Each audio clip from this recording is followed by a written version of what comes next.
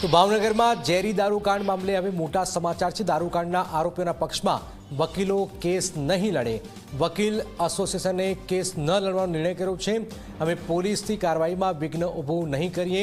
Chargesheet બાદ જ case લડવા અંગે નિર્ણય કરીશું। વકીલ એસોસિએશન તરફથી આ વાત કરવામાં આવી છે। 13 આરોપીઓને હાલમાં રિમાન્ડ લેવાયા છે અને આ રિમાન્ડ દરમિયાન વકીલો કહ્યું છે કે અમે કેસ નહીં લડીએ।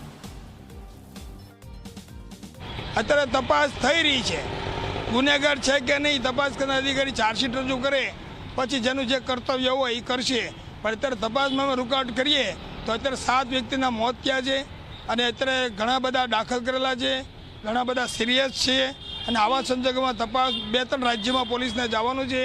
આવા સંજોગોમાં જો અમે આ કામમાં અવરોધરૂપ થઈ વકીલ તરીકે તો અમારા વકીલ મંડળને લાછન લાગે અને અમે માનવતા ખાતર અત્યારે આવી વકીલાત કરવા તપાસ નાખવામાં રૂકાવટ થવા માટે અમે કોઈ કાયદાકીય કોઈ વકીલ તરીકે રહેવા તૈયાર નહોતા।